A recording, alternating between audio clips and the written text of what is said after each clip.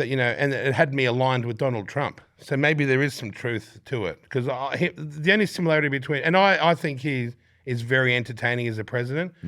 I do believe he's the best president that's ever happened to the United States. Not that your mob over at Channel 9 would say anything good about what Trump's doing. It's all the doom and gloom. Channel 7, the ABC, they're all on the negative. Well, I don't know what anyone would do without him, because he fills a lot of copy. It's not just the copy. He keeps the world safe, regardless of the way he does it, which is unconventional. But in all honesty, if Kamala Harris had got into power, we would all be singing the Chinese national anthem right about now. I never took you as being so politically active. Yes, I am. I am politically Are you a active. raving right-winger? Not completely right. I feel I'm right of centre. Common sense. I know Albo's very nice. Albo's a friend of mine, but he knows, I've told him himself, I don't agree with any of your policies.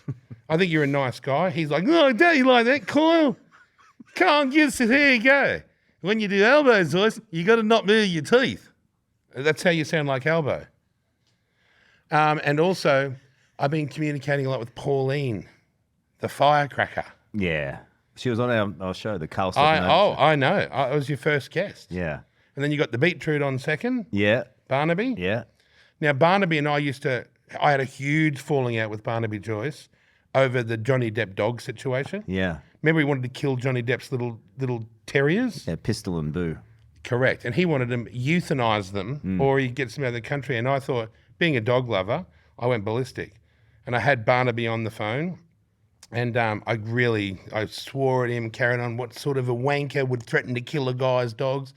And he's, oh, that's big coming from you. He's red raw Beetroot, throbbing, redder than I am.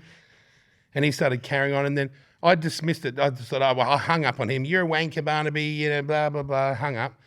And that night I'm sitting at my place when I was living in LA, and one of the late night talk shows, they put a picture of me up and then they did a whole spiel about how good's this Australian radio guy telling the Deputy Prime Minister, and they played the clip, and I was sitting at my place. I thought, this might have gone a bit bigger than I expected it to go, because it was you know what it's like, you do something at work, it goes out of your mind until it shows up on another news program, and then you get that tight sphincter. Yeah. You hear it go, snap, it snaps closed. Little sweat.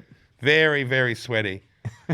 And then so him and I, and then all of a sudden the RSPCA showed up to my farm and they were like, oh, we've had reports of cruelty to animals. And I all knew that was Barnaby pulling the strings in the background. Anyway, nothing happened there, of course, because I'm very good to my animals. And then I went on his good side. Remember when he started having sex with his staff member and they got rid of his wife and he was banging the chick he worked with? Yeah, he's married to her now. Yeah, they're together now. And everyone was jumping on him. Oh, and I said, in all honesty, how do you even meet anyone these days? Like you can't, this whole banning the sex in the workplace, I'm never into that. The bonk ban. Yeah, the bonk ban. ScoMo did it. Fine for ScoMo, who's got 30 kids and his own wife, and praise to Jesus. The rest of us need to get our end in. And Barnaby did it, and I said, it's hard enough to find love anywhere in the world with anyone. If he's found real love, so be it. Now they're together and happy as Larry. So you love Trump, you love Pauline, Kyle Sandilands for PM. Oh, I wouldn't be able to handle the pay cut. In all honesty. And have you been to Kirribilli? Yes. Yeah. It needs new carpet. Call, carpet, call. They need to go in there and give them free carpet. What would you do as Prime Minister? I'd get a massive plane. Because that's embarrassing, being in that old Ansett shitter that we're flying around in with the kangaroo on. That is. Have you been in that plane? It's absolute rubbish. I'd put new carpet into Kirribilli, get some Winston with the wide blinds. That needs some decor. We're bringing foreign leaders into what can only be described as government housing. Like, I know it's in a nice spot, but inside it is the pits. Embarrassing. The bathroom, revolting. But no Prime Minister will change it because they don't want to look like they're spending money, for fanciness. Anything else? Because that's two policies. Listen. No tax? I'm a big believer in no tax on tips, no tax on overtime. The same thing Trump's done in America. No tax on tips, no tax on overtime, no tax on Social Security. We don't have the Social Security tax. And it also, mate, hey, if you're a real dole bludger, and I've been on the dole before, have you been on the unemployment benefits? Yeah, no. Never. Never. So you've had a real run of luck, haven't you? Yeah. I don't know. I've just lucked into, when I was starting out, shitty job to shitty job to shitty job. And I remember we both started off in Townsville. Well, I was in Win TV Rockhampton. Oh, even worse. Good segue. How do you want your son's life to be different to yours? I don't want him to be homeless. I don't want him to go without. I don't want him to ever not wonder if he's loved, because I think the big bit of poison that I took out of my childhood was, and I only admitted this to my wife like 3 days ago, that there's a part of me that has a deep sadness that I've always had. And I think I thought maybe I'm not lovable. So my parents, I was homeless, that my parents didn't want me. That's how it felt at the time.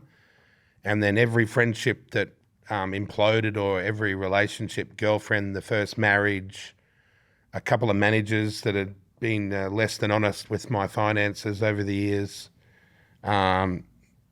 they affected me greatly. Like when someone's very close, boyfriend, girlfriend, best friend, manager, whatever the situation, parents, when you feel like you need them the most and you're vulnerable and they're not there. And I thought maybe my idea of love is a fantasy that's not even possible. And I just told my wife that 3 days ago, and then she burst into tears. So she said, well, what is your idea? And I thought, oh, God, fuck, I've got myself into an hour-long conversation. I thought I'd sprinkle the, and then back to the TV. Why do you think it came up all these years on? You've dropped your glasses there, Karl. You'll have to edit that out, because that's embarrassing. Right in the middle of this powerful moment, he's completely fucked We up. keep it all in. That's new age. Oh, did you get those shoes free? Of course. Are they the R.M. Williams? Who So- owns that now? Are you trying to fob me Who off? owns that? Is that the billionaire? Twiggy. Yeah. Oh, Twiggy, not Gina. Gina's got her own brand now, which is very good. I've got to say, big admirer of Gina Reinhardt. Have you met Gina? Yeah.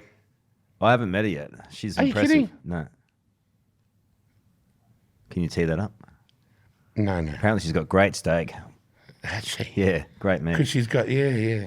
It's a beefy type of... That's it. Yeah. Back to your conversation. Oh, yeah, with no your love. Beautiful wife. You're obviously madly in love, which is a great thing for you, and you've got a beautiful I don't think you child. get married unless you're madly in love, do you? All right, man. And then... That felt like that hit a nerve.